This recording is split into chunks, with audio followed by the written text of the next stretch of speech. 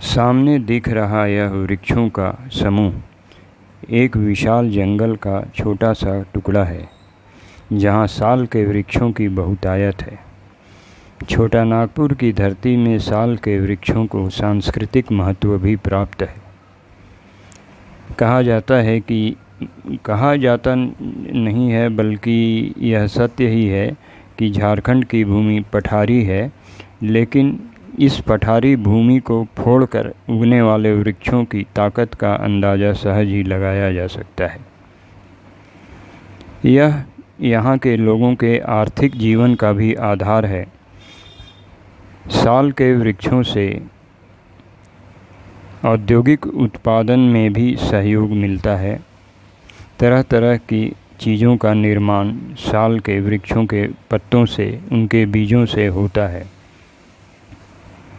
और इस जंगल के किनारे पर ही मनुष्य के हाथों ने इस पठारी भूमि को उर्वर भूमि में बदल दिया है। इसका प्रमाण यह सामने दिख रहे बैगन के पौधे हैं, जो ड्रिप इरिगेशन मेथड से लगाए गए हैं। बूंद बूंद के पटवन से इन वृक्षों को जिंदा करके रखा गया, इन पौधों को, और अब ये फलने फूलने के कगार पर पहुंच चुके हैं। इनकी तस्वीरें आपको आगे भी दिखेंगी। ये जंगल का जो दृश्य आप देख रहे हैं, यह सुबह के सूरज की किरणें जैसे ही धरती पर पड़ी हैं, उससे ये चमक पौधों के ऊपर साफ देखा जा सकता है। इस जंगल के किनारे आधुनिक तकनीक का इस्तेमाल करके एक सड़क भी बनाई गई है, जो इसे शहर के मुख्य मार्ग से जोड़ती है। जंगल के इन पौधों ने खेतों की उर्वरा शक्ति को बढ़ाने का भी काम किया है। यह सामने दिख रहा चित्र मिर्ची के खेत का है। करीब 1 एकड़ के इस खेत में 1.5 लाख रुपए की लागत आई है, और इसके पीछे किसान का अनथक परिश्रम है। भयंकर तपती धूप में इन वृक्षों को, इन पौधों को हरा भरा रखना एक चुनौतीपूर्ण कार्य तब और चुनौतीपूर्ण बन जाता है जब पानी की समस्या आती है।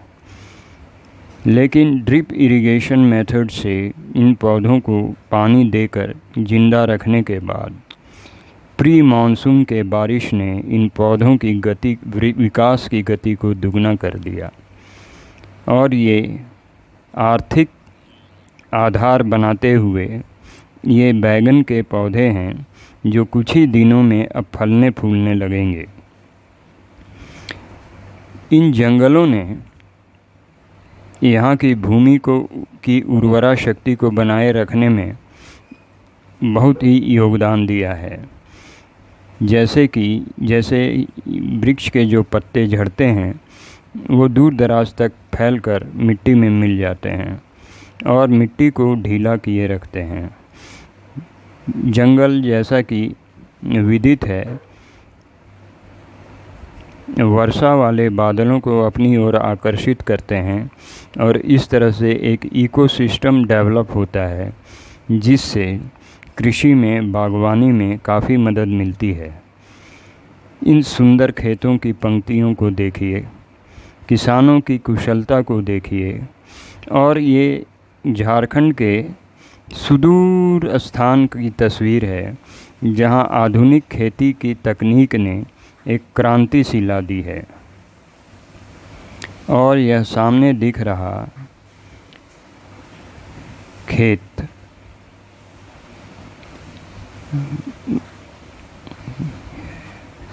जो बैगन के पौधों के बगल में है, वो करेले की सब्जी की खेती की गई है, जिसको बांस के डंडों के सहारे इस प्रकार से टिकाया गया है कि हवा और पानी के झोंके इसके ऊपर बेअसर साबित होते हैं, और यह मुस्तैदी के साथ खेत में खड़ा किसानों की आशा को द्विगुणित करता रहता है।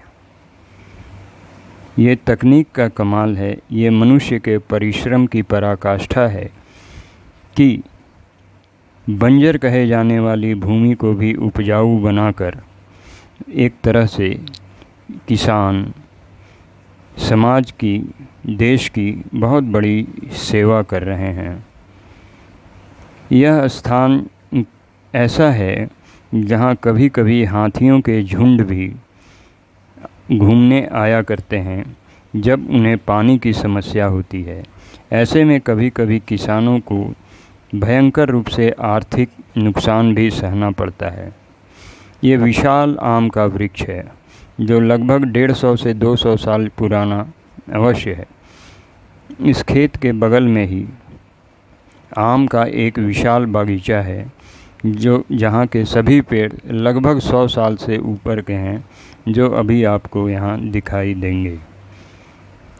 इस तरह से हम पाते हैं कि मनुष्य अपने परिश्रम के बल पर प्रकृति का और तकनीक का साथ लेकर न सिर्फ अपनी किस्मत बदलता है, बल्कि मूक रूप से, शांत रूप से, सर झुकाकर, कमर झुकाकर, पसीने बहाकर अपने देश की सेवा भी करते हैं।